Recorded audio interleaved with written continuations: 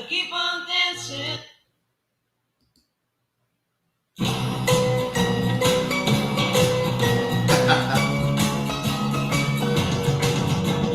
Chit chat.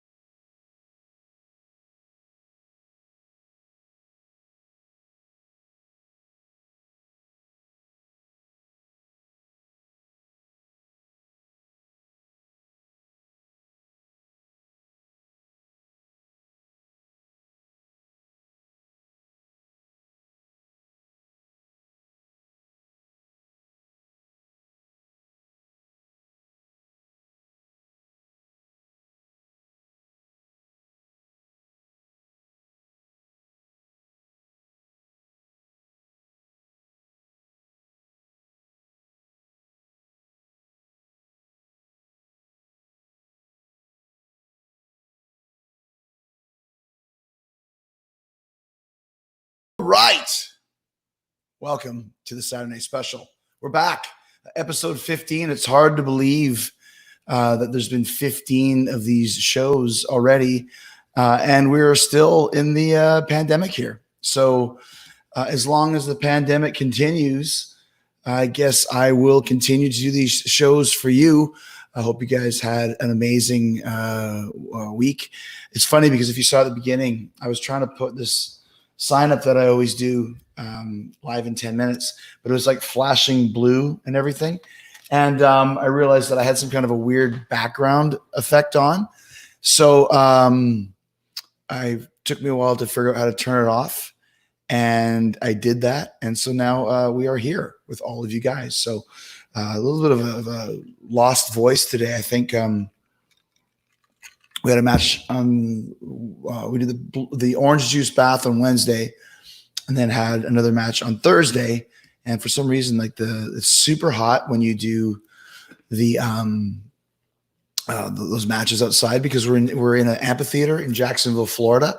So it's probably, I don't know, 100 degrees, maybe even 110. And I know that when I did it, the match with Orange Cassidy, it literally was like working in a sauna. You know, when you sit in a sauna and you're there for a long time and it starts getting really hot and you take a breath and there's nothing there because it's just breathing pure hot air. That's what it was. So it happened again the other night. It wasn't quite as hot. Plus it was a tag match. So it wasn't as crazy, but still got a little bit of a lost voice thing. And by the way, there you go. Cheers, guys. Happy Saturday Night Special. Happy to be here. Let's talk. Let's talk about the week. We love okay. And you, my friend. Oh man, I almost blocked somebody, but the guy escaped before I could block. I'll find you. I'll find you, you son of a bitch.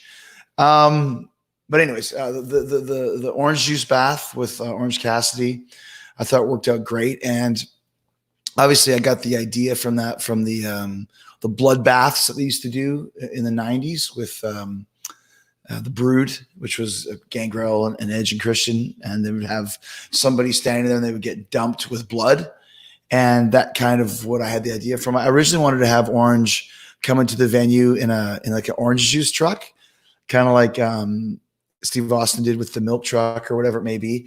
But if you see at Daly's Place, whenever they have cars come in, like now Cody tried to drive it in that one time, and now they have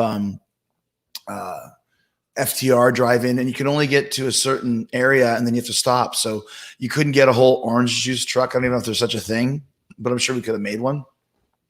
We would spray orange juice on it. I thought, well, that's not going to happen. So what about an orange juice bath? So I had the idea a few weeks ago, and our great team at AEW, the amazing, machinists and prop guys, and the guys just kind of do all that miscellaneous stuff. There's a guy called Chris Dispenza, who is just amazing. Then Keith Mitchell, our director, kind of helped put that all together. And you never know because it's outside, and if there's a breeze and you got to stand in the right spot. And there's actually a little bit of a mistake with kind of the X marks the spot place where I was supposed to stand. And so I just kind of had to guess because I were in there earlier in the day. And, all that stuff aside, it's live TV. So you hope for the best.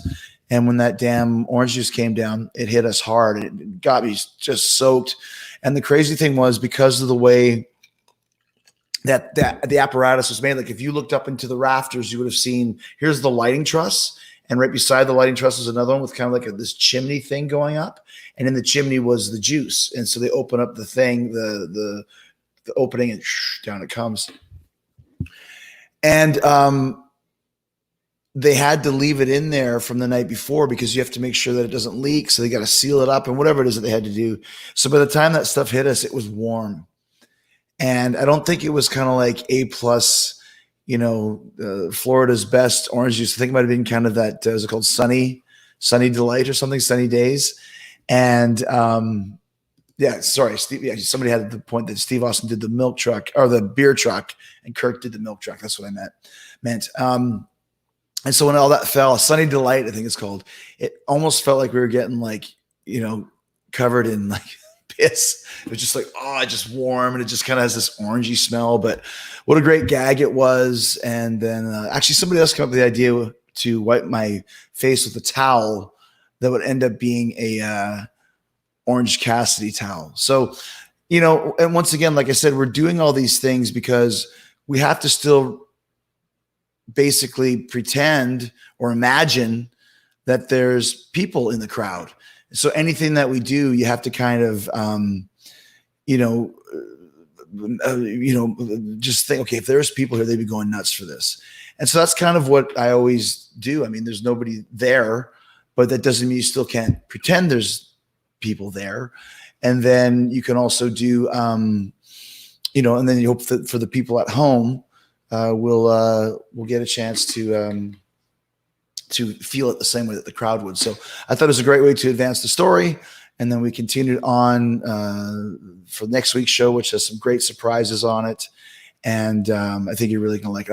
I've really been happy with the work we've done in AEW. I think our booking has been just as strong and just as exciting and just as fun as it was before the pandemic. We've had to make some adjustments, but once again, we're still dealing with a show where FTR still never been in front of a crowd. Matt Hardy still never been in front of a crowd. Brody Lee still never been in front of a crowd. Abaddon, if you've seen her, the creepiest gimmick, so great. So, she's never been in front of a crowd.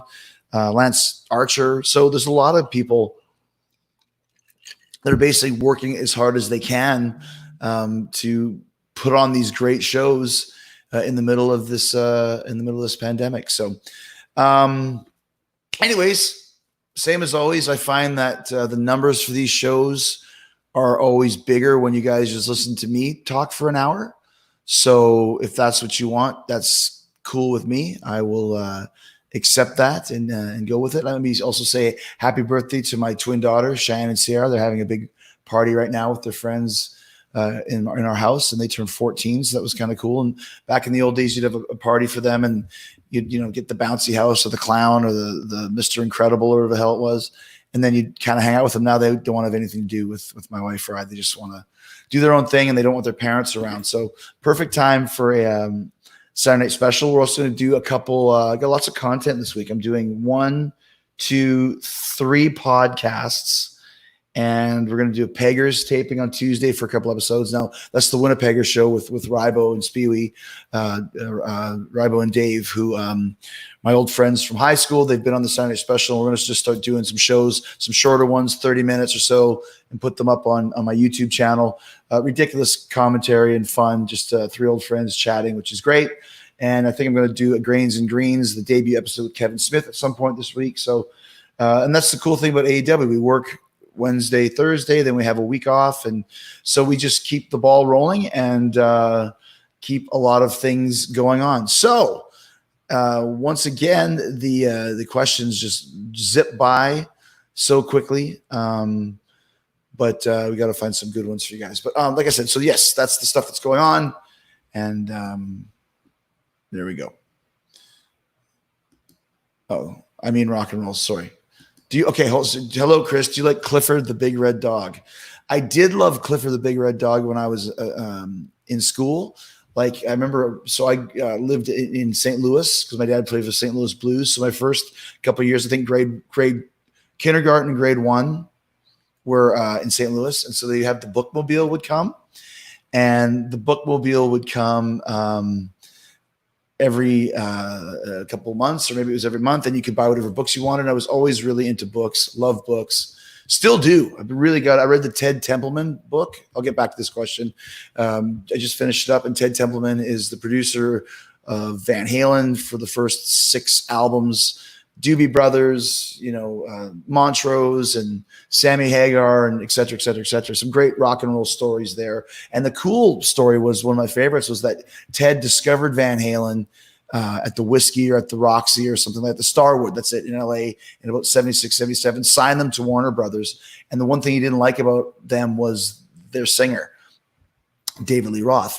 And he wanted to replace David Lee Roth right off the bat with Sammy Hagar, who had produced the Montrose records with. So before Van Halen even put out their first record, the original plan was to get Sammy into the band instead of Dave, foreshadowing. He ended up getting to know Dave, and talking to Dave, and ended up saying that he really liked Dave and realized how much of a genius he was as a lyricist and as a performer. And by the time they recorded the first record, he went to bat for Dave and said, "This guy's great. We're going to keep him." So a little bit of Van Halen trivia. Going back to Clifford the Red Dog, I used to get him from the Bookmobile. And then there's actually a movie starring Martin Short called Clifford. Me and Luther always say that we rented it and watched it when we lived in Vancouver in 1994. Clifford! And Clifford was like a giant child. Just the dumbest movie ever with Martin Short. My name is Clifford. He's like 50 or whatever it was. So there you go. Clifford! If Luther was watching, shout out to Luther. Missed him at AEW this week, but we're waiting to have him back. Fidel Castillo says, Bailey is the best in the world. She's carrying WWE right now. I always thought Bailey was really good. And I think that that Sasha and Bailey are a great team. And congratulations to them. How does being at AEW comparing to BW? Well, that's not the question that I chose, but I guess I would say that the biggest difference is just the oh my gosh, that question is high, is the creativity, much more creative freedom in WWE, and just a whole other level of fun. That to me is kind of the cool thing. It just made wrestling fun again. Congratulations on the announcement of your official debut match on August 27th in the movie Trivia Schmoedown, you versus my new arch frenemy, director Kevin Smith. Yes, Schmoedown is Jericho. I was supposed to do Schmoedown back before the lockdown happened, and Schmoedown is like a movie trivia contest. I was supposed to do it live in LA.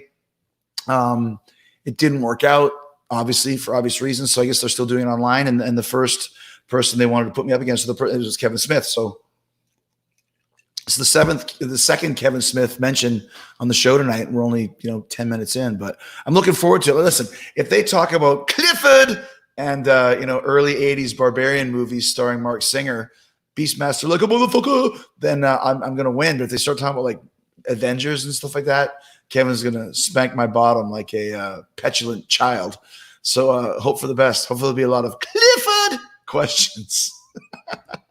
That's going to be the sing-along tonight of me just sitting there yelling Clifford over and over again. We're having a good time tonight. Cheers, guys. Saturday special. We're here, man. Having a good time. Do you want a match with Sonny Kiss? It's funny. The original plan, now I figured out how to slow these questions down a bit. The original plan for week 3 for AEW Dynamite, when I had the Philadelphia Street fight against Darby, we were looking for me to have a title match kind of right off the bat with somebody that I could beat and kind of give a rub to. And my original idea was Sonny Kiss. And Tony suggested Darby Allin, and we went with that, which obviously worked out great. But I thought Sonny Kiss did tremendous this week against Cody. And Sonny will actually be on Talk is Jericho next week. She and I did a podcast. Yes, I did say she. You'll hear all about that. Did a podcast the other day together, and I'm excited to unleash it on all you guys. Sonny is a very, very cool, tremendous athlete, and I always enjoy hanging out with her. Amir Macbeth. Hello, Chris. How did you enjoy the return of Vicky Guerrero? We've been talking about bringing Vicky in. And also the same question was asked by TKG. We've been talking about bringing Vicky in ever since the cruise, actually, and even before that, to be honest with you. So there's always a place for Vicky in this business. I loved having her on the cruise. We did a great podcast about Eddie with Chavo and their daughter, Shawl. So we've been looking for a way to get her involved, and that's why I had her in the Manitoba Melee that we did for the Bubbly Bunch back in April. And I'm really glad. I think Vicky's great. I love the fact she can say, excuse me. When I didn't know for sure if she had that trademarked or not, I had her say, are you kidding me? Are you kidding me? Which also works too. I like that. But excuse me is kind of her thing, and she can use it. So we're very happy to have her. And every time I see her, she always reminds me of my long lost brother, Eddie Guerrero. All right. John Paul Herrera. Hey, buddy. What are your thoughts on Anderson Gallows moving Impact? I think it's great. I'm very happy for them. They did a great podcast this week, Talking Shop, talking about kind of the whole controversy about when they went back to WWE after we had discussed them coming to AEW for a few months. The Young Bucks, myself, Kenny, kind of convinced Tony Khan that they'd be excellent in the WWE in the AEW, and I forgot what company I work for. Sometimes I told them they'd be great in Smoky Mountain Wrestling, eh? And one of the ideas at one point was to have Gallows and Anderson in the Inner Circle. And let me just say, I love the Inner Circle. I think we really stumbled onto something great. But keep this in mind: I knew Jake Hager, but I hadn't seen him or worked with him in years. Never had met Santana Ortiz other than my cruise where we crossed paths briefly, and I didn't know Sammy Guevara at all. So basically having, I mean, me and Swags, Swags, can I say that? Don't sue me. Me and Jake had some history and, some good matches and some good times, but nothing with the other guys. So you're sticking, it's like forming a band with 5 separate guys that you haven't even met, and here we are now, one of the best factions in wrestling history. And we're only not even a year in. So I'm very proud of the work that we've done together. And I think there's a lot more to come. But yeah, one of the original plans was to have, you guys have heard before that I had thought about MJF, and we had thought about Pentagon and Phoenix was a suggestion. But overall, I'm really, really happy with the amazing chemistry. And you heard the podcast that we did about the Stadium Stampede. We have really formed a real camaraderie. So I'm very excited to be working with those guys, and we have a lot of good stuff coming up. But anyways, Anderson Gallows, I'm very excited for them. They're owning the fact that they made the wrong decision and I went to WWE instead of AEW. Business is business. They did what they thought was best for them and their families. They kind of got screwed because of it, but now I guarantee these guys are so funny. They're 2 of the funniest guys I've ever met, and they've already got they're in Impact. They're going to go back to New Japan. They got the podcast Talking Shop. They got Talking Shop Mania, which is going to be a total waste of time. I'm still going to watch it, but proud of those guys and happy for those guys. And if you guys were watching the quarantine episode of Saturday Special, we had the band Quarantine on it. We talked about No. We're now number 60 on the mainstream rock charts with a bullet, by the way, which is funny because Crazy Nights album had 2 singles on it. Crazy Nights, which I think went to 34 on the mainstream rock charts, and Reason to Live went to 37. And here we are with No hitting number 60. I really want to get it to 33 so that the highest charting single from the Crazy Nights record is our version of No. So hopefully we can do that. Ernie Ballard says we need a classic album clash with Megadeth. I actually would love to do that. I've been considering it for a while. I've got a lot of great classic album clashes. As a matter of fact, I'm going to do a great podcast this week about Back in Black, the 40th anniversary of Back in Black, with Rich Ward, Charlie Benanti, and Bully Ray. And I want to do a classic album clash of Back in Black versus Highway to Hell. I think the Megadeth one that would be great to do, because my rules is that they have to have the same amount of tracks on both. And I think we could do Rust in Peace versus Peace Sells, because I think Rust in Peace has 9 songs, but one of them is the instrumental Dawn Patrol, which I could turn into one song maybe. And I think that would be a great episode. I'm just looking at the set list right now to see the set list, the track listing, and it's So if I put Holy Wars together with let me see if I can share it with you guys. You can see I'm learning all this technology here.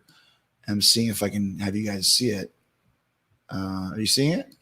Yeah, there you go.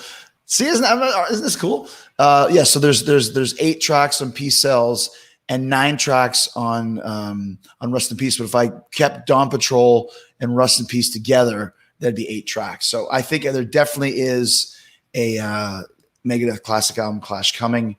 Just a matter of getting the right people and getting that going the best that we can. Let's see. Chuck Heineman says, what are your thoughts on the NHL's playoff format this year? Let's go Flyers. I'm really interested in it, man, because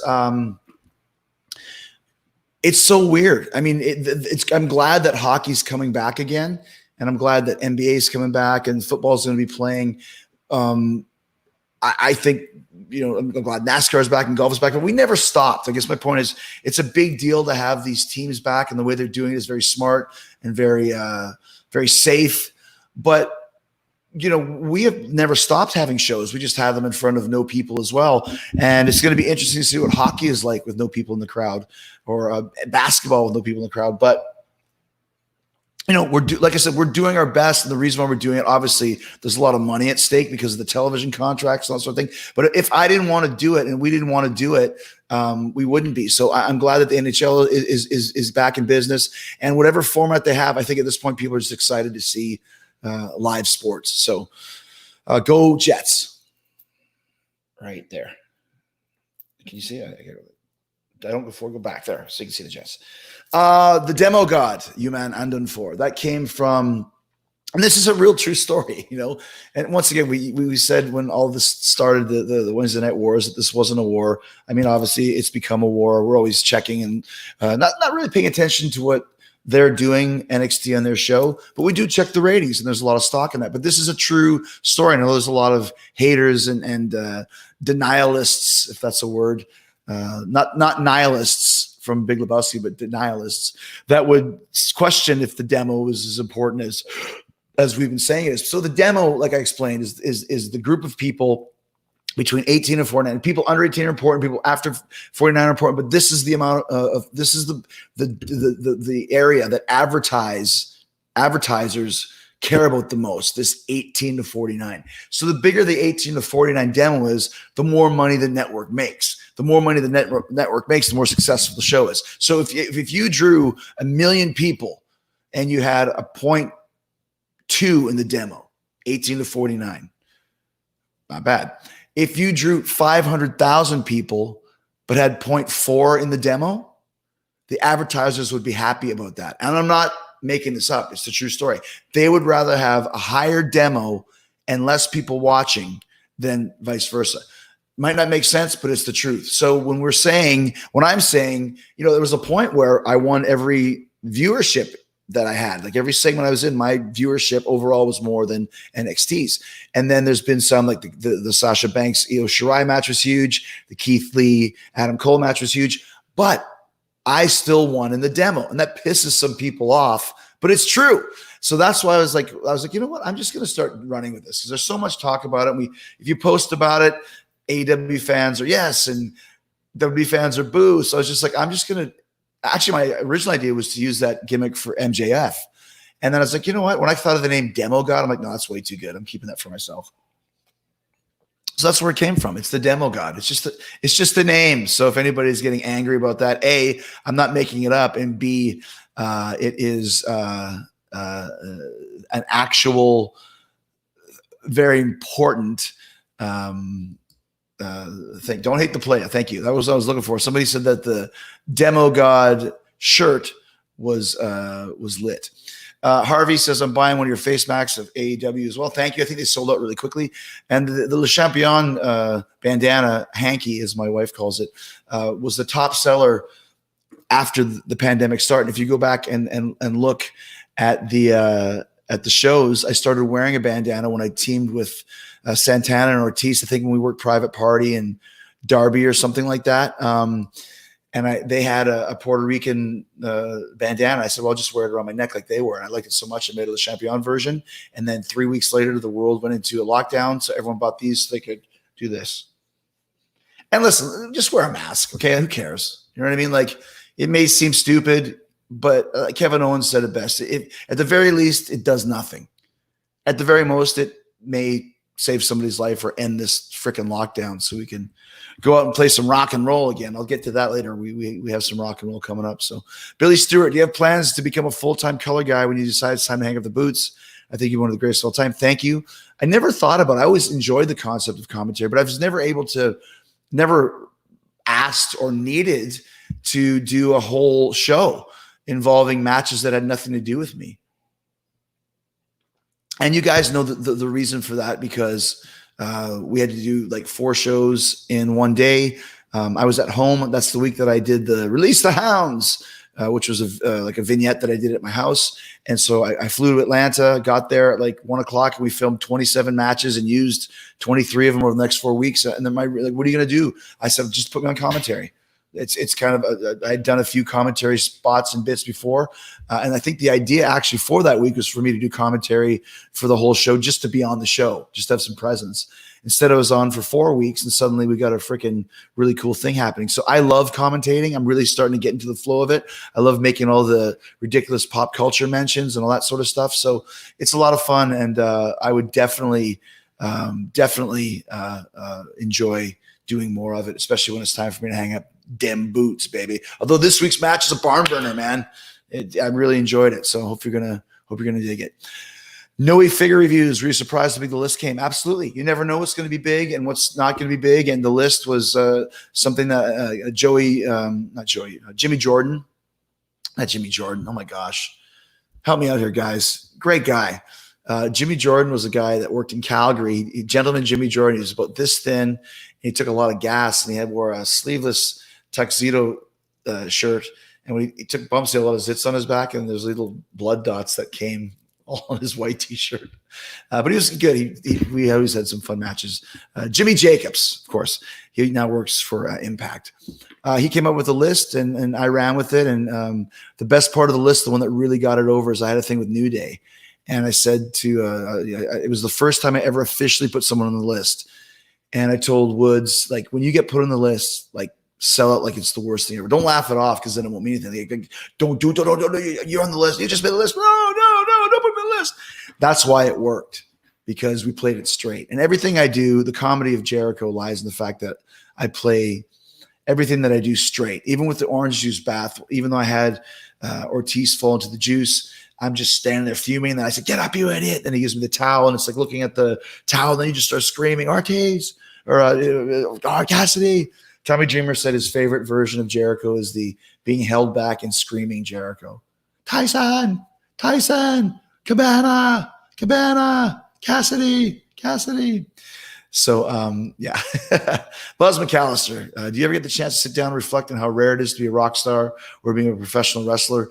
Absolutely. It's been a lot of work and a lot of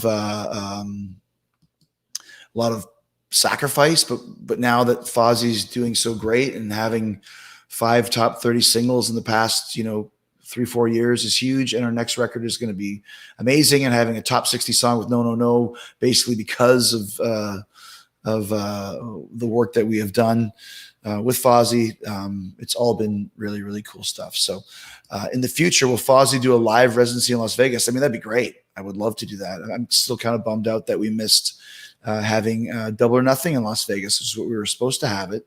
But we did not for obvious reasons. Tyson, still working on it. Hopefully we'll get a chance. We'll have a lot of fun. So do you have any advice on creating an original gimmick, says Jack Miller? You got to find what's inside of yourself. They say the best gimmicks are the person's legit personality turned up to the 10th degree. I agree with that. I think if you put somebody in a gimmick that they're not feeling, it's not going to work. I think that if you put someone in a gimmick that is a part of themselves, like all the gimmicks that I play are there's pieces of myself in it, and you just turn that up to the 10th degree. But you have to have a little bit of show business in you. And you got to realize that the best wrestlers are larger than life performers. And it's not about the moves. It's about connecting with the audience, connecting with the crowd, even when there's no crowd available or minimal crowd like we have now. You still have to connect. How do we connect with these people that are here? How do we connect with the people watching at home? How do you make people want to pay to see what you're going to do or watch what you're going to do? You have to make that connection. So I think it's very important. And I think that you got to be perfectly confident in what you're doing and have no inhibitions whatsoever. That's the best advice that I can give. Clarence Fuller. Clarence, if CM Punk came to AEW, would a match with you and him be welcomed? I'd love to see CM Punk in AEW. I don't think that he will ever do it, but I don't think CM Punk and Jericho is a match that I'd put up first. You've seen that probably 100 times. Clifford! Clifford. I'd take a match with Clifford over CM Punk because I think it's like I haven't had a match with Matt Hardy yet. I mean, we did the Stadium Stampede, but a single match with Matt Hardy, we've had matches before, and that's getting into old school TNA territory for me, or old WCW, where you bring in two guys, and not that we're Ws, we're legit superstars within AEW, but putting us together. I would rather see Matt Hardy versus Sammy Guevara. I'd rather see Chris Jericho versus Darby Allin. I'd rather see CM Punk versus Kenny Omega. Those are the type of matches that I would see. But I would still love to see CM Punk in AEW when the time is right, if the time is right. We definitely are cruising along and doing great with or without him at the moment. Alex Blanning, are you still coming to Orlando for Earth Day birthday? Well, we were supposed to go there in April, and then it was postponed to September. Now it's next April, and I think we're on the books for next year's show. So, John Benbenek, baby, Benbenek. Thank you. Are there any real spots for manager roles in wrestling? Well, there sure is in AEW. You got to remember, Tony Khan is a big fan of wrestling throughout the ages, and he loved managers. And you remember the WWE in the 80s had a ton of managers. There was so many. I remember when Bam Bam Bigelow came in, they were arguing over who was going to be there. There's 4 or 5: Johnny Valentine and Oliver Humperdinck and Jimmy Hart. I don't know if Captain Lou was still at the time. He might have been. Bobby Heenan was there. Elizabeth Slick. So we have that now. Tully Blanchard, which I'm sure there's going to be more for him at some point. Arn Anderson, Jake the Snake Roberts. Vicky Guerrero is there now with us. Taz is managing. So, listen, it's all about, like I said, having storylines that matter and connecting with the audience. And I think we have a lot of great performers to do that. And actually, for the match that we just filmed this past week, it was the Inner Circle versus Jurassic Express. Jake the Snake was standing in the front row by himself watching. And I was a little nervous. I was like, holy shit. I don't want Jake the Snake to think that I suck. And Hager noticed it too. And we worked extra hard to make sure that we impressed Jake the Snake. And thankfully we did, because it's a hell of a match. I'm really excited for you guys to see it. Chad Lee, if you look back now, would you have wanted to have been a rock star instead of wrestling? Well, I'm both right now. So I always wanted to be both. And here I am doing both. So very, very, very cool. I'm very excited about all the stuff that we've done. So, and we'll continue to do. Luchasaurus versus Lance Archer would be interesting. Yes, I think Luchasaurus versus Jake Hager would be very interesting as well. What are your thoughts on Jim Cornette's stupid? What's he saying now? I don't even know. And to be honest, I don't care. I used to listen to Jim, and then he said he didn't want to be my friend anymore after the Stadium Stampede match. So, all right, mission accomplished. What age were you when you started training to be a pro wrestler? I was 19. I was 19 years old, and I was going to try and go earlier than that, but when I was, I graduated from high school when I was 17, just because I was born in November. So I'm not like some kind of freaking genius or something. I was just born late in the year. So I wanted to go to wrestling camp when I was 17, but you had to be 18. This is in England, mate, where you can start at 14. And yeah, that's what I did. So I at 17, I went to college. Red River Community College. I think it's just called Red River College now. Represent in Winnipeg, Manitoba. And I took a class called Creative Communications, which the end game was you would major in journalism, public relations, or advertising. The first year you took all 3. Second year I majored in journalism, but there was also creative writing, and there was radio class and television class. So I really learned a lot of things from Red River that I still use to this day in wrestling. It was very, very cool. It was hard to get in too. You had to audition for it. It was very kind of a closed session class. And I'll never forget how excited I was, myself and my friend Craig Wallace, when we got into Red River Community College. And it was a great course. And it was 2 years. I was able to continue working out a little bit more and get a little bit more life experience and a little bit more knowledge about the business in any way that I could. So when I came to Calgary, I was 19. I turned 20 in November, and I got there in late June, so 19 years old. Since you're the brains behind Money in the Bank, what kind of staple match for AEW would you like to have in the company to be memorable? I think we've got a couple already. I think Stadium Stampede is one that we can do for years to come. It's something that we did because of the pandemic. In spite of the pandemic, not because of it. We made something special, made something brand new. I think you still haven't even seen Blood and Guts yet either. Don't forget, we were supposed to have Blood and Guts at the Prudential Center in Newark on March 25th. And unfortunately, we stopped having shows on March 11th. That was the last show that we had with people in the crowd. It was March 11th in Salt Lake City, the day that Luther signed his deal. Think about that. I'm buying Demo God top and Le Champion face mask for you to promote. You deserve it. Okay. Thank you, Harvey. I appreciate that. Harvey Gillard. That's very, very cool.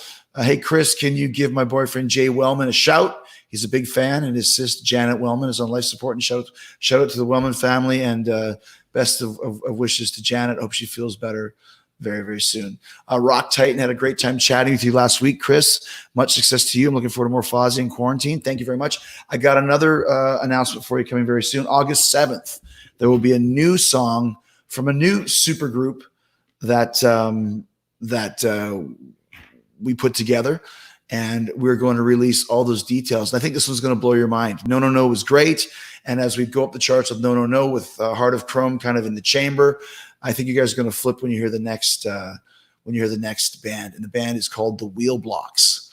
August 7th will be the debut of our first single. And I think that's basically, let's see, what is it today? It's the 18th, 25th, plus first. Yes, so it's basically less than 3 weeks away. So look out for the Wheel Blocks, and I will give you more information as it comes. You're going to love it too. It's crazy. Michelle Worrell, I like that. Michelle Worrell, what's the best concert you've ever been to? It's hard to say. I think bands would be the best. I mean, I remember when I was a kid, I saw the Iron Maiden Power Slave tour. The first tour I ever saw was the Police Synchronicity. And that was the best concert because I'd never been to a concert before. Just how big it was and expansive and all these people there. And the first band was the Thompson Twins. Hold me now. Oh, hold my heart. And when you were a kid and you got your ticket, if it said the show starts at 7:30, you would be there like at 7:15 just waiting. And whoever was opening the show, it's not like now. It's like, oh, Metallica's on at 9:30. I'll get there at 9:28. So the Thompson Twins was the first live band I ever saw. So the Police was a big one, even though I don't remember much about the concert. I just remember the red light, blue light, yellow light, which of course is the theme of the tour. Iron Maiden, Power Slave. I remember that vividly. I remember Bruce Dickinson playing guitar on Revelations, which is something he does not do anymore. Maybe still does. Opening band for that was Twisted Sister, which was great. And then over the years, Stryper, because we had to drive to Fargo for that. Kiss Animalized tour was great. Dream Theater, Scenes from a Memory, where they play that in its entirety, was insane. The David Lee Roth Band with Steve Vai and Billy Sheehan and Greg Bissonette in '87 was killer. Any Rolling Stones song, show. I saw the Stones last summer, about a year ago. I was supposed to see them on July 5th. Great stuff there. Any McCartney gig is always a blast. So lots of great shows. Very, very, very, very cool. Will we see a Smashing Pumpkins and Fozzy tour? I think that actually would be a pretty good mix. I think we would have some real kind of kindred spiritship with our fan base. And obviously, I love Billy Corgan. It's always a blast to hang out with him. Whenever I see him, very serious guy, but I like him. Clifford versus Jericho in a Break Down the Walls match. Clifford. I don't know if I can do that. Oh, Sebastian Bach, sing off. Should we even talk about that? Nah, he's had enough publicity. Enough of that. Time to go back to obscurity, my man. There's your clickbait for the next. When you used to ride on the road in WCW, WWF, and in later years of your time, who did you used to ride the road with? Well, if you saw I keep saying Talk is Jericho, and it's not Rock of Jericho. That's the radio show. This is Saturday Special. It says right on the bottom, right there. Who did you used to ride with on the road in WCW, WWF, and in later years of your time in WWE? WCW was crazy because there used to be 6 of us or 7 of us riding in the van, because back in those days, the WCW employees got their cars paid for. So Dave Penzer would always Dave Penzer would probably be fun to have on Sunday Special. Dave Penzer would always rent a van, which would charge to the company, and then all the skids would join them. And Arn was still wrestling at the time. So Arn, Penzer, Randy Anderson, the referee, Jericho, Benoit, Eddie, Dean Malenko. And then once in a while, when he started going, Chavo was with us. So yeah, those are the guys who just travel with in WCW and WWF. I traveled sometimes with Edge and Christian, those guys, but mostly was with, you go down to 4, down to 2. Dean Malenko was a road partner of mine for years. Hurricane Helms for years. He was actually my last riding partner, and then I just started riding by myself. Stone Stranger, BLS and Fozzy. I would love to do BLS tour. We've actually flirted with it for years. Haven't spoken to Zach for a while, but just a great guy. Great appearance in the David Z tribute last week, Magnalia Memory Lane. David Z was a great musician and a great guy who was killed on the side of the road when he was on tour, which is so tragic on so many levels. And all of us, every touring musician knows what that's like to be standing on the side of the road. We've all been there. But he was a great guy. We did a telethon for him last week. I believe it's David Z Foundation, and the foundation gives donations to up and coming musicians, like kid musicians, programs for children, which is very important. I'm actually thinking about doing a telethon for a Saturday night special and doing like a 12-hour show like the Jerry Lewis telethon. And I'm just in the detail work of getting that going, and maybe do something for type 1 diabetes. 2 of my children have type 1 diabetes, and doing an all-night telethon and just telling stories and playing music and doing whatever the hell that we can do, and have kind of a place you can donate. And I think it's probably just trying to stay up as long as you can, most likely. What finisher do you like using most? Codebreaker or Juice Effect? Well, the Juice Effect has never been kicked out of, which is very important. But the Codebreaker still is important too. And sometimes, you got to be careful with that. You can't have people kicking out of all your finishes, or having people make it to the ropes every time I use the walls and that sort of stuff. You have to kind of like spin the plates on the Ed Sullivan Show. That's obscure. That's a data reference. He used to have this guy that would spin a plate, then spin a plate, then spin a plate, and run back and forth. Just keep them all running. Spin, spin, spin, spin, spin. So when you have multiple finishes, it's good to use them from time to time so people know, oh, these can work. You never know when they're going to work, but they can work. Do you want to wrestle Brock Lesnar still? Well, obviously, we're in different companies and always will be. And, I've had some ups and downs with Brock over the years, but overall, one of the smartest men in wrestling. I had 2 matches with him. That's it. One in Calgary and one at Edmonton, probably back in 2002, 2003, house show matches. And I really enjoyed working with him. So, and like I said, best of luck to Brock. No ill will towards him, even though we did have a tussle at one point, but we did. So let's see. Would you be down to give a Canadian service refund? I still don't really understand the concept of the mood of the move. Here's a funny story. The only time I've ever taken a Canadian destroyer is from one of the only guys in AEW who's older than me, and that's Dustin Rhodes. I think one of the weeks that we worked, he calls it the Code Red, and I took it like shit. I was not good. I should have been better, and now I will definitely know how to do it better next time. Is AEW planning to send the replica Take 5 replica belts anytime soon? I'm not sure. Hopefully. There's so much great stuff. Wait till you see the action figures that are coming out, man. It's going to be amazing. Very, very cool stuff. I think that you guys are really going to love them. And from what I didn't understand is there's a lot of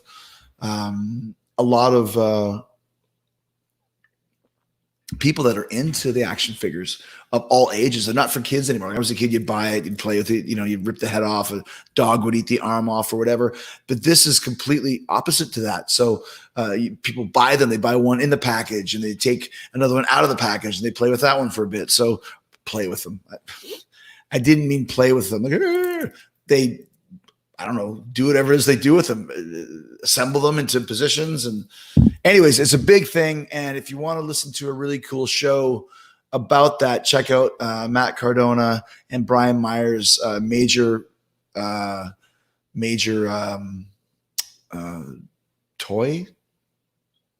podcast. I don't know, whatever the hell it is. All right. As we continue forward, I just thought, gosh, there's so many guys. What are the chances of you and Lance Storm being attacking? Probably not, because once again, I love Lance. I always love working with him. I just watched a match that we did in WWE the other day. There's so many matches that take place, you don't even remember them. But we had one. We always had great chemistry. We trained together. Lance was so good. Definitely one of the most technically gifted performers that I've ever been in the ring with.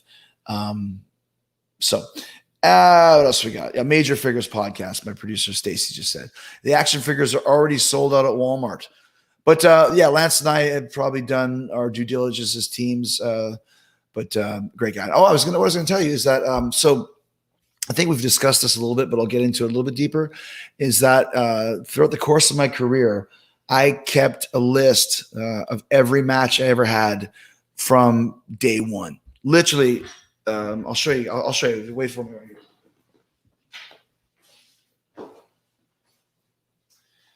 So this book right here, if you look at this piece of paper right here, see that Lance T. Storm, Pinoca, Alberta, right there, October 2nd, 1990. That was actually written on October 2nd, 1990 on this exact piece of paper. So this piece of paper is almost 30 years old. And I am going to make a book in conjunction with my 30th anniversary in the wrestling business, featuring every single match I've ever had. And nobody that I know of has ever done that. And the reason why I had that idea is because I asked Keith Hart. I think we talked about this maybe last week or whatever, or maybe it was on another show. I don't remember. I asked Keith Hart, who was the trainer at the Hart Brothers Pro Wrestling Camp that showed up the very first day. And then we never saw him again. And I asked him, how many matches have you had? And he said, I don't know. And I was thinking that's very strange, because if I want to find out how many matches Wayne Gretzky had, I could just go into a book and read it. You go to the library at the time, and find out what they were. And he's like, no. And I was like, oh, it's weird. And he's like, oh yeah, whatever. And he got really mad at me and something along the lines of, take a backdrop gearbox. He was mad that I asked him this question. I was like, I don't know how many matches I had. Take a backdrop gearbox. Now, gearbox was the insult that he used on me. Just think about, like, what exactly is a fucking gearbox? Is like, and why is that? Must be some kind of a Calgary farmer insult. So then he shoots me off the ropes to give me a backdrop, and this is the first day of wrestling school. I've never taken a bump. I've never hit the ropes. I don't know what to do. So when he throws me off the ropes, the only thing I could think of doing is when I was growing up, I used to wrestle in my basement with Wallace, who we talked about earlier, Craig Wallace. And we had a really big black kind of easy chair. It had a real sturdy back on it. And I used to run and throw myself off the back of the chair, and I would flip over onto my feet. This is in my basement. So there's no ring. It's like the floor with the carpet on it. And I could stand on my feet from doing that kind of bump. So when he threw me off the ropes, I came back over and he gave me a backdrop. So I just kind of pretended that he was a big black easy chair, and I flipped over and landed on my feet. And I thought, I'm going to be the star. I'm going to be the star pupil here. And instantly he took me down and he put me in this hole. There was one here and one here. And he was pushing. So I felt my teeth like almost buckling. I thought like my teeth are going to get snapped into my first day of wrestling camp. He finally let me go. And the reason why he let me go is I couldn't scream. I was like, because the Hearts, if you scream, they will just put it on longer. But he let me go. And anyways, I decided that I would never not know how many matches I've had. So I've had them all. Alex Marvez from AEW took all of these matches and put them into a database for the first time ever. Like, if I would have lost this book, or if there was some kind of a fire or something, I would have lost all my matches. This is every fucking match I've ever had. So I don't know if people would care about that, if they'd want to read it or not. Obviously, I'll put together some fun, top 10 lists, favorite opponents, best matches, whatever, because every match has, it's got the number of the match, the date, who it was against, where it was, the finish, the crowd, the amount of money that it made, and then my personal star rating of the match at the time. So I think I'm going to self-publish it. I'm going to do it myself. And hopefully it's something you guys will enjoy reading or just having. Because I just think whether you like Jericho or not, this is 30 years of a career that you'll never see again. because I started in Calgary and went to Japan and Mexico and Germany and, ECW, Schmoedown Wrestling, WCW, WWF, WWE, AEW. Not a lot of people are going to ever do that sort of stuff again. So hopefully it's something you guys will be interested in. Should be out hopefully around the time of my 30th anniversary. Ryan is me. Did you enjoy working with Santino, Sandusky, San Diego? And the answer is yes.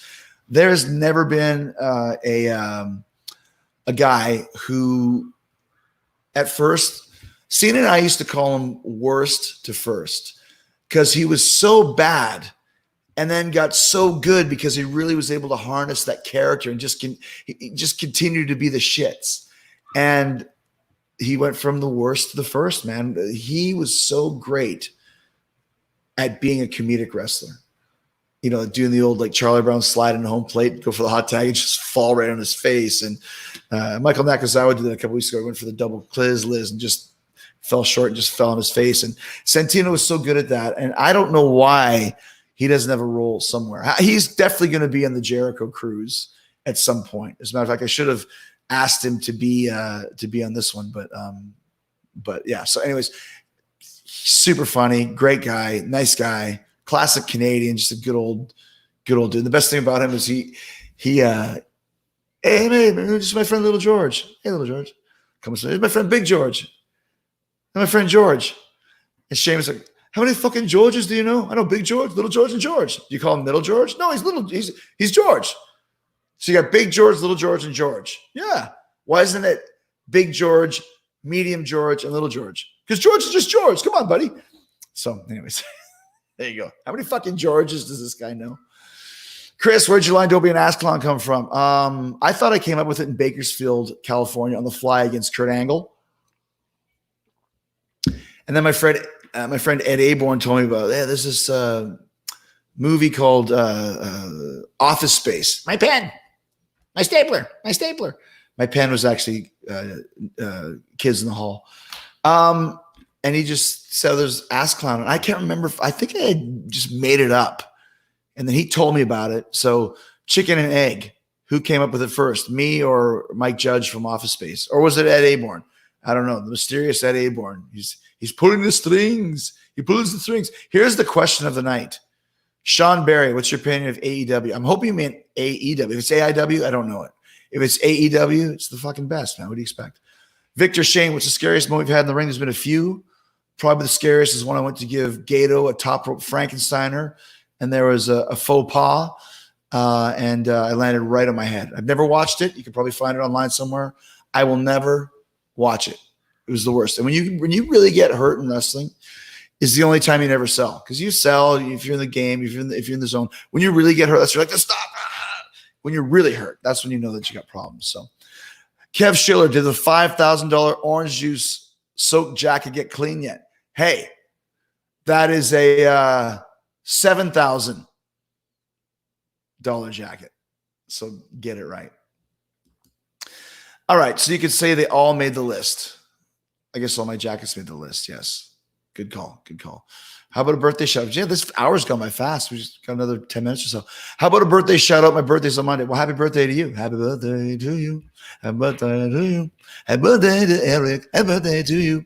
And happy birthday to Shine and Sierra, my lovely twins who are currently in the house or outside the house somewhere having a great time. So we need an AEW title tron with Judas on it, ring set. That's on the way. Wait till you guys see the little bit of the bubbly action figure set that they have coming out soon in August. There's actually three Jericho dolls coming out in August. And one of them is kind of the Painmaker look. Another one is I don't even know. There's a bunch, but the one they're putting out, I'm just getting so good at this StreamYard. You guys are gonna love this. I stop that screen and share screen and share it again, and there it goes. Check this out. Boom, bam, and boom. Isn't that cool? This is bubbly. So this figure comes inside this big little bit of the bubbly bottle, and you can't see it, but it's got a table with like like bad cold cuts on it, and then the bottle of the bubbly that we had. That was kind of the watch this. There you go. There, see. You guys can see all the stuff when I put up there. So there's a table there. You can see there's the solo cups and the bad deli tray, and then the bucket where it all began, the bubbly. Look at that guy. Look at that hot young upstart right there. So you get this action figure, this bottle of the bubbly, the deli set, the solo cups, the table, a title, and it comes in that bottle. How cool is that, right? Isn't that some cool shit? I think you guys are really going to be excited about that. So, oh man, great stuff. Have you ever considered voice acting? I know you did Captain Spectacular on the second Ziltoid album. Sure. I've never turned anything down. I got the William Shatner motto. Where Shatner told me, "Don't ever turn anything down." I do turn stuff down, but most times, if I think it's interesting, I'll give it a try. So, and that continues to this day. Who do you think is the greatest guitar player of all time? Edward Van Halen, man. I'll tell you that. I think Paul Gilbert is amazing as well. We toured Mr. Big a few years ago. I couldn't believe how good he was. Steve Brown is very underrated from Trickster. He's in Def Leppard. Come on. So many great. I think Rich Ward's a great guitar player. I don't think people talk about how good he is. So many great players, though. But you got to go with Van Halen. Originality, tone, sound, songwriting skills. Just unbelievable player. I remember when I saw him, and I believe it was 2007 on the very first Roth reunion tour. That night he was on fire, and I was like, that is the greatest guitar player in the world today. All right, we should probably do a Van Halen sing-along. We've talked a lot about Van Halen today, so start putting your requests now. Tom Hafner says, my wife and I really love how you are so good at what you do. It's an honor to watch you every week on the show. It's sometimes so funny. Do you, Jericho? That's kind of a cool, interesting catchphrase. Kind of like a need milk, or what is it? What was that one? Want milk? Oh, need milk. I think it was need milk, right? I think do you, Jericho could be kind of cool. Like, do you, Jericho? It's not a question, it's a statement. Do you, Jericho? I might think about that. I'm always thinking about stuff. Will you add a female to Inner Circle and news expanding the female division? Well, I think they're expanding. Got milk. Stacy's the eye in the sky. Got milk. Do you, Jericho? When we add a female to Inner Circle, like I said, I think I answered this question last week, but I don't mind talking about it. I like the original band, the fact that like Aerosmith still has the original band, or U2 or ZZ Top. And I know Aerosmith wasn't the original band for a few years, but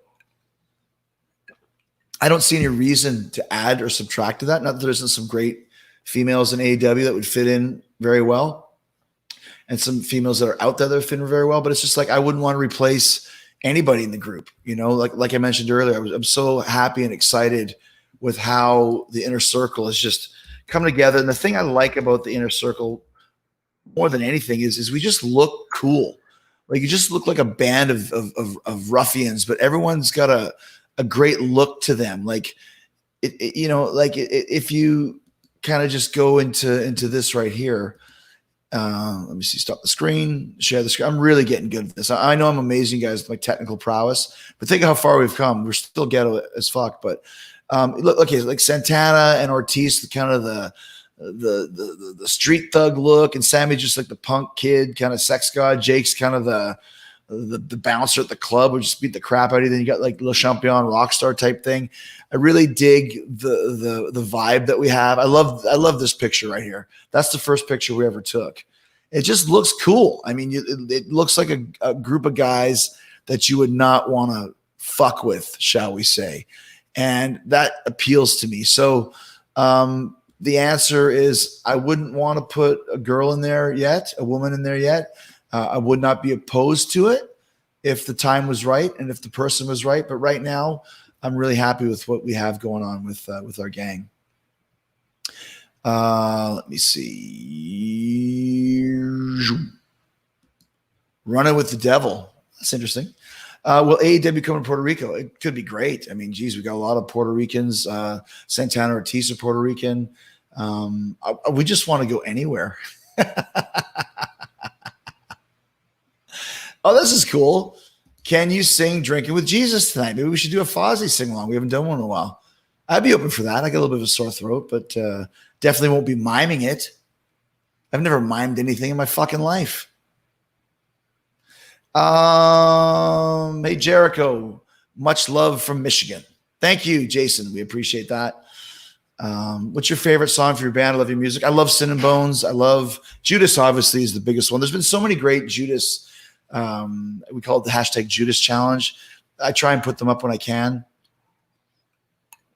People still love that song, man. It's still, I think it's at 41 million views when, you know, I mean, it went from, I remember still thinking, like, if this thing can get to 3 million views, I'll be excited. And here we are now, and it's, you know, up to, we have to pause this. Yeah, look at this. We just hit 40 million views a few weeks ago, and now automatically already, just like a couple months later, it's at, yeah, right there. You can see it at 41 million views. Oh, sorry. I got to get rid of your thing. Boom. Look at that. 41 million views. It was just at 40 million a couple weeks ago, or whatever it was. So, yeah. But the new stuff we have, I think you're going to love as well. We got some great shit, man. I can't wait for you guys to hear it. I can't wait to sing it. So, it's my birthday. Notice me, Senpai. Since you have the best AW theme, who is second best? I really like Orange Cassidy's new theme, but they've been playing it without lyrics. And there's the version that we kind of came together with was with lyrics. And there's like, well, should we put lyrics? And we shouldn't. I said, I don't like generic themes. All the best themes have lyrics. Judas, Break the Walls Down had lyrics. John Cena's theme, The Game, Triple H. I mean, come on. Lyrics all throughout that thing. I can't think of any other themes right now, but the ones that don't have elite, be the elite, all that stuff. I mean, it's got to have something that people can sing along with. So Judas is my ringtone and phone. How do I get that?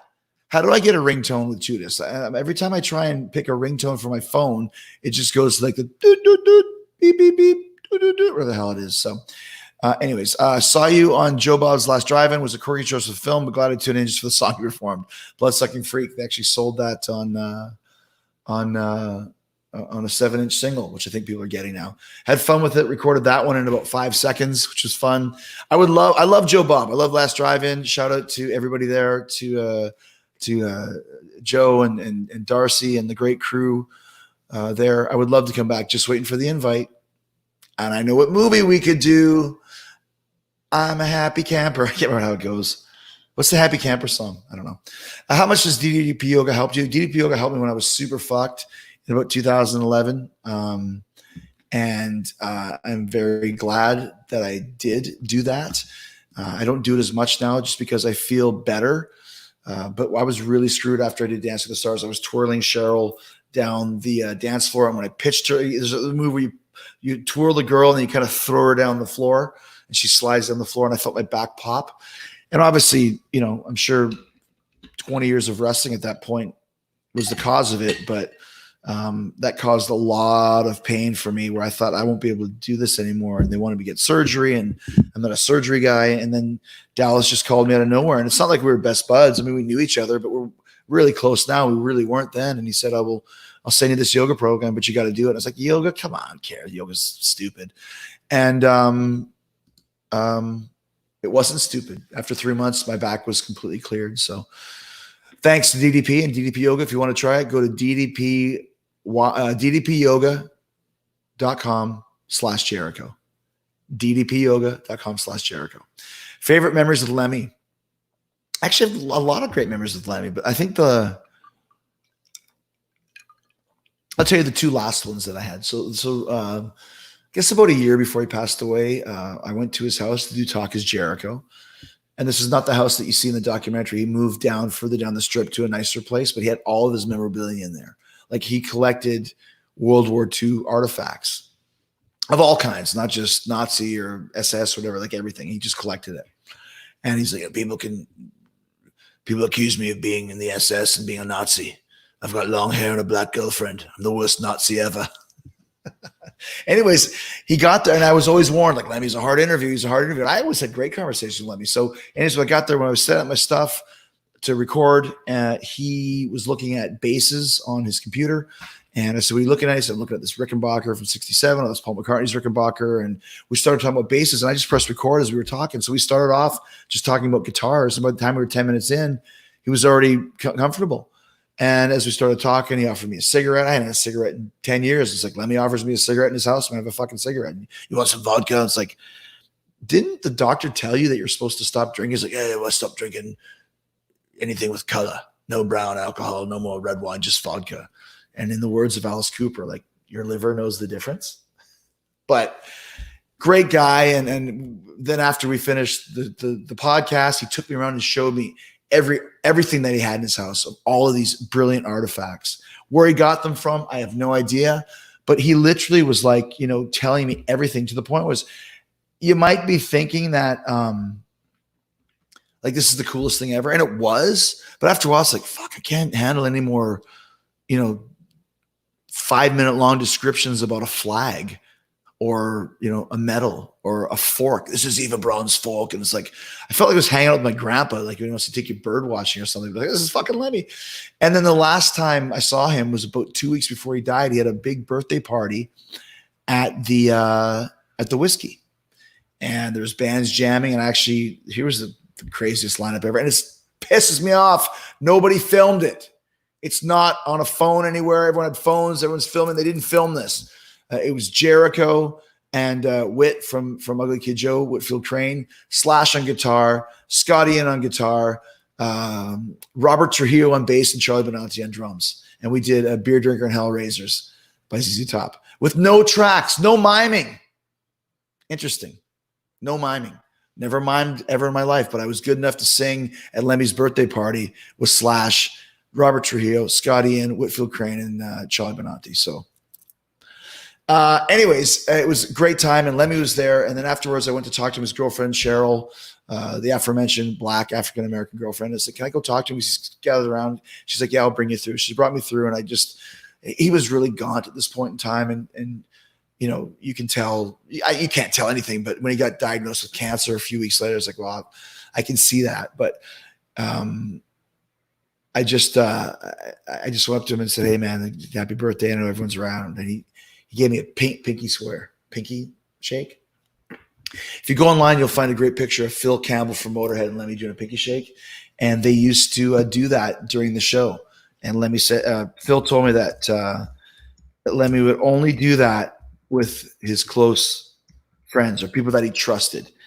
And I thought that's really freaking cool that I was in that category. So, and then anyways, all these people were around, and obviously it was Lemmy's birthday party, and everyone was super excited to be talking to him. And they're doing all these, I don't know, tributes and all this sort of stuff. And I mean, listen, Lemmy was very unassuming, and I'm sure he did this birthday party just for everybody.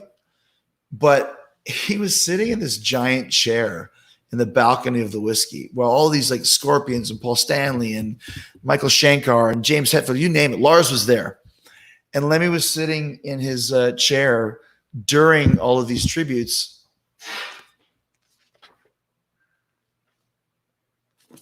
reading a book. And I said to Lars, like, did you see that? He's like, he's fucking reading a fucking book. So anyways, God bless Lemmy. Great guy. And just a very, very cool, very, very cool dude. I see it, Tim B, and you can go suck it. How does that sound, dude? Anyways, so we got to wind down here. Martin says, my most favorite storyline you've been in. There's been so many. I love the storyline I had with Shawn Michaels in 2008, the one with Rey Mysterio in 2009, Big Show as a tag team. Kevin Owens, Best Friends, was amazing. I love the Moxley story that we did. That was really, really cool. that ended on like February 28th, and then 2 weeks later, the world went crazy. Darby Allin needs a group like the Misfits when they're in WCW. No, the Misfits in WCW was not good, in my opinion, and I think probably the Misfits would tell you that. Do you like the band Queen? Do you like to breathe? Of course, I like the band Queen. If AEW invaded NXT, we wouldn't because we're better than that. Joe McCloskey, suck it. Did you help write Orange Cassidy's new theme? No, I did not, but a great guy called Mikey Ruckus wrote that. So we're getting ready to wind down. So I think that we're going to do, is it Drinking with Jesus that everyone wants to do? That could be kind of cool. Let me just see. All right. What are you drinking? Same as always, a little bit of vodka. I'm actually finishing this bottle. There's the dead soldier right there. All right. We're going to need a little ice ski. Yay! Oh, yeah! And we're going to do a little sing-along for you. Hopefully my daughters don't hear me during their birthday party, or they'll be embarrassed by their dad, which is always nice. This is the fun part about being a parent, when you can start embarrassing your children just by existing, which is great. But they're super impressed now because they're really into One Direction. And my niece Michaela was super into One Direction like 10 years ago. So now I'm like Mr. Cool Dad because I know all the members.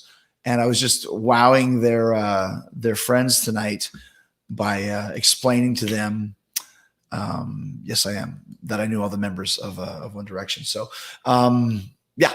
And I also tagged Harry Styles in a tweet. She's like, "Oh my God, what if Harry sees that?" I'm like, "Yeah, what if he sees it?" He's like, Harry Styles is really watching, Chris Jericho's tweets. And if he is, then maybe, he'll be happy to see you too. All right, we're going to do a little Fozzy Drinking with Jesus. I met Harry Styles once at a Clive Davis Grammy party, and I was sitting at a table with Paul Stanley, Gene Simmons, Shannon Tweed, Alice Cooper, Shep Gordon, Chad Kroger, and Avril Lavigne. And you can hear the story. Actually, I just had Nickelback on Talk is Jericho, and they were great. Anybody that doesn't like Nickelback can suck it because they're awesome. And Alice Cooper, once again, Alice always has great lines. He's like, "Can you imagine the combined total of road miles at this table?" We'd probably be like, we could go from here to freaking Pluto and back. All right, you guys ready? We're going to do a little Drinking with Jesus right now for you guys. So take a sip. And if you're a Fozzy fan, sing along. And if not, we'll figure it out.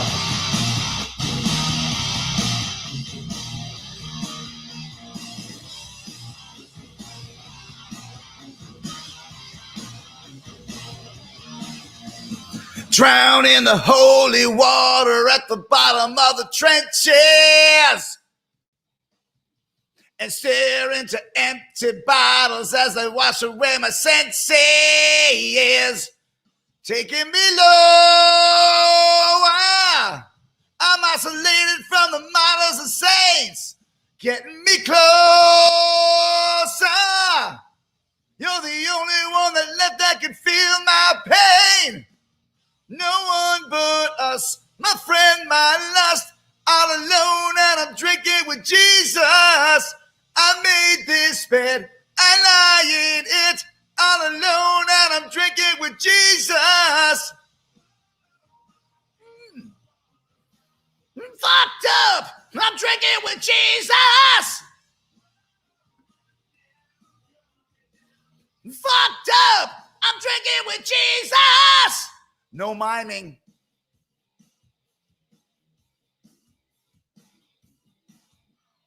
I'm in the dance of heaven when I'm pouring out a whiskey. And I've got a cross to bear, even if it's gonna kill me. Yeah, nothing but silence as I eat away the burden of mine, chasing that line.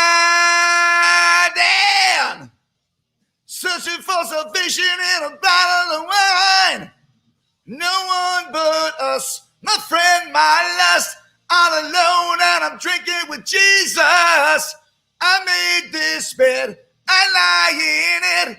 All alone and I'm drinking with Jesus, yeah. Fucked up, I'm drinking with Jesus.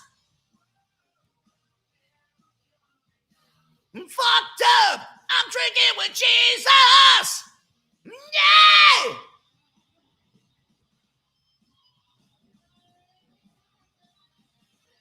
Jesus, yeah. Yeah.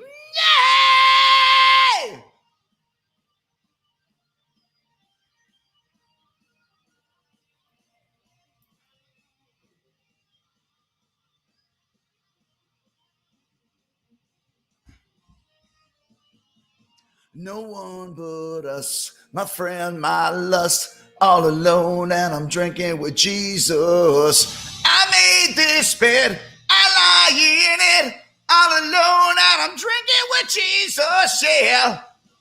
But us, my friend, my lust, all alone, and I'm drinking with Jesus. I made this bed, I lie in it, all alone, and I'm drinking with Jesus, yeah. Not alone, and I'm drinking with Jesus. Fucked up, I'm drinking with Jesus. Yay! Ow! I'm drinking with Jesus now. Now. Yeah!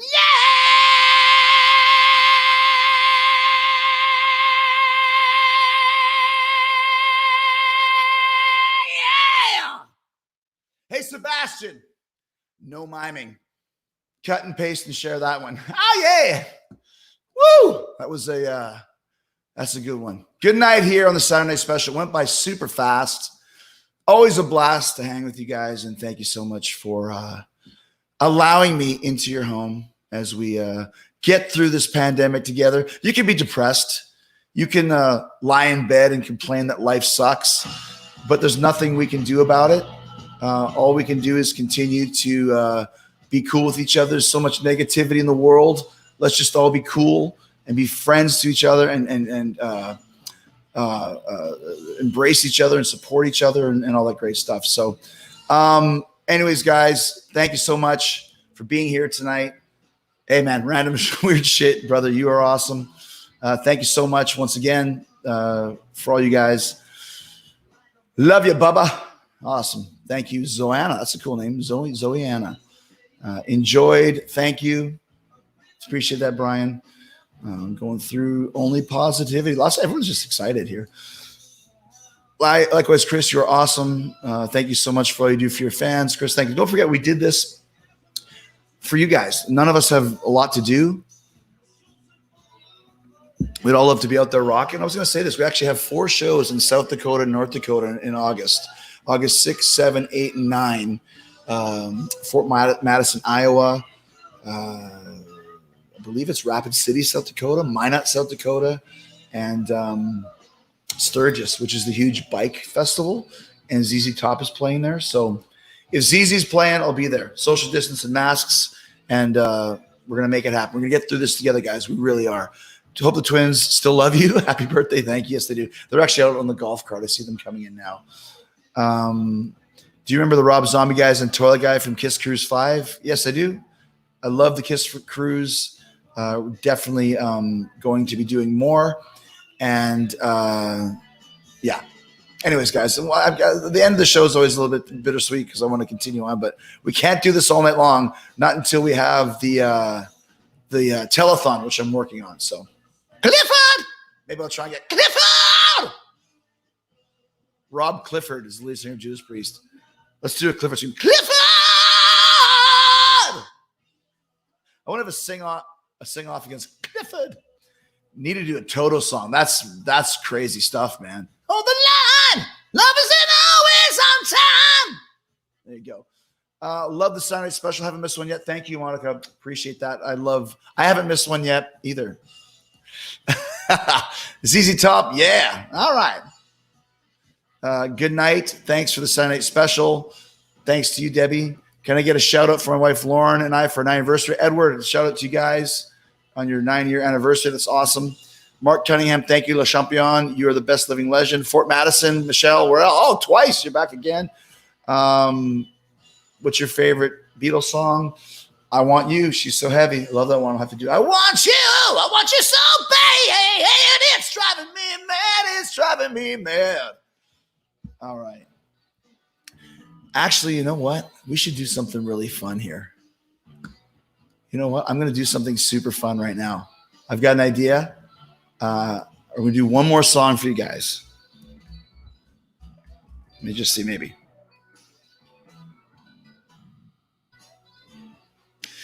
That might be too much. Yeah, slow your roll, Jericho. Let's not get carried away. Sorry, my crazy mind is going, my fight mind. I can do that. Clifford! They call us problem child. I should do that right now. Hold on. I will at the end. We'll have Fozzy ever come back to Hampshire. Will ever come back anywhere? Yes, hopefully we do. And we're excited about it. Hernan Cordero, first time on it. It was great. Thank you. One Direction. Who's your favorite One Direction member? For me, it's Harry. He's huge. Highway Star. I just listened to Middle Church, The Dark, in my gym the other day, and it was awesome. Great tune.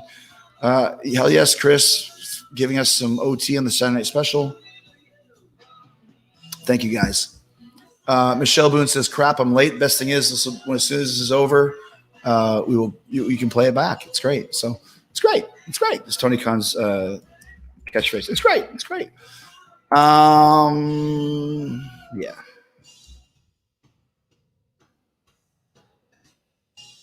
All right. So we're gonna end this off with a little one little a cappella thing for you guys only. Oh man, Long Live the King of Pop, Black Sabbath cover. So anyways, guys, thank you so much for being here. Always a pleasure. Always great. And we're going to end it off with a tribute to a great band. And here we go. You ready? They call us problem child. We spend our lives on trial. We walk an endless mile. We are the youth gone wild. We stand and we won't fall. One and one for all. The writing's on the wall. We are the youth gone wild. There you go. Have a great night, guys. And thank you so much. And we will see you next week. Be safe. Take care of your families. Embrace each other. Peace and love. We'll see you soon. Good night.